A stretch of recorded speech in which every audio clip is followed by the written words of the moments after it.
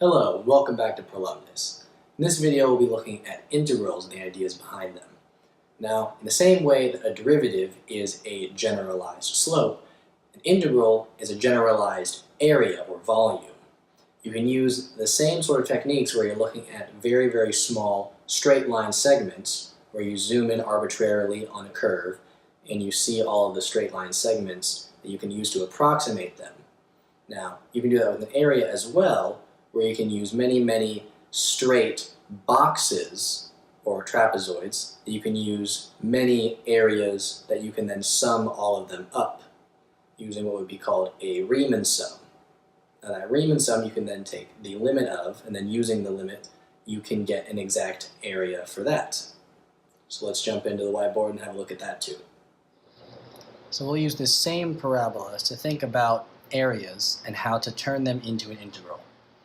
So if you're going to approximate the area underneath this parabola, let's say between this point and this point, we'll call this A, we'll call this B.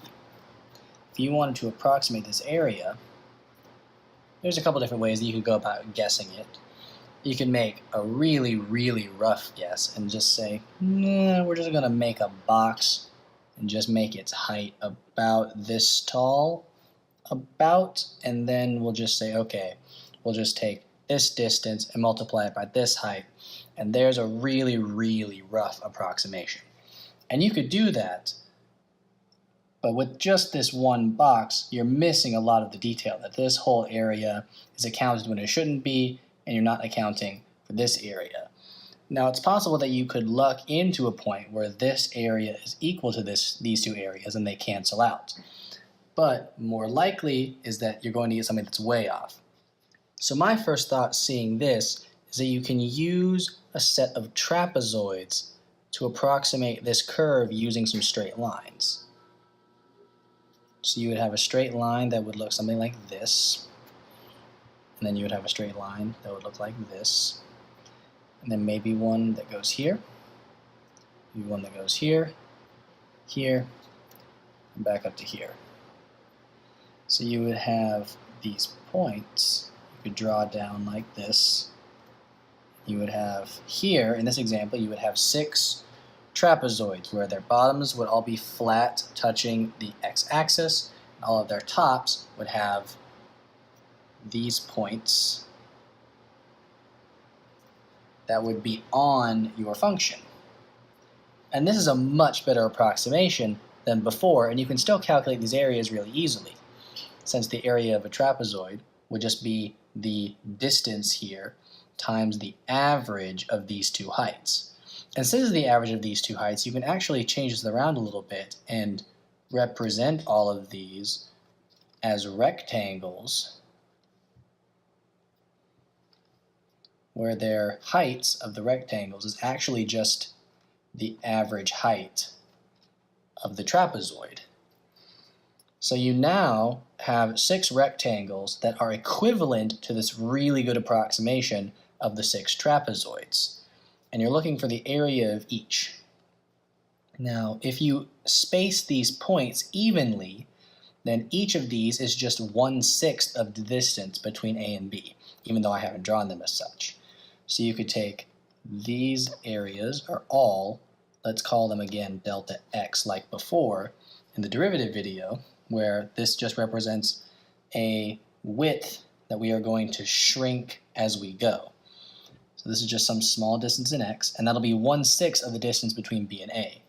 So delta x is equal to B minus A divided by the number of boxes. We're going to call that n. So n will be our number of boxes that we have, and this will give us this distance. Now the area of each of these boxes we can sum together using what is called a Riemann sum. Now this sign being a sigma, that would mean sum. If you have your ith box, and we start at the first box, and we go to the nth box, where we take the width, which is your delta x, would be the width down here of each of them, times the height.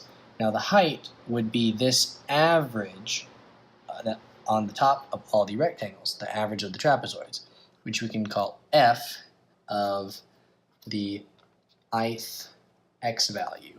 So you take the first one, second one, third, 4, 5, 6 as your i's up into n, which would be 6 in this case, and then you would just plug in these heights for each of these.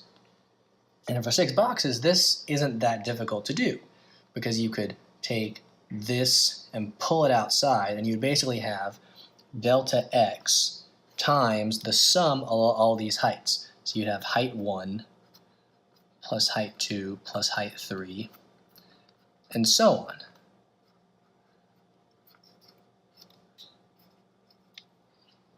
And this would give you the total area to a very high accuracy if you could find these heights properly. But you could theoretically make this delta x a lot smaller to make it even better, because there's still a little bit of gap in between these two. And that's where the limit comes into play, where you can take the limit of this, of delta x going to 0, the limit of this Riemann sum would be equal to the integral, this sign being integral, from your starting point A to your ending point B of f of x dx. This dx being like the dx in the derivative, where the d represents the small delta. That just shows that this delta is going to 0. So this here is your definition of the integral, much in the way we had the definition of the derivative.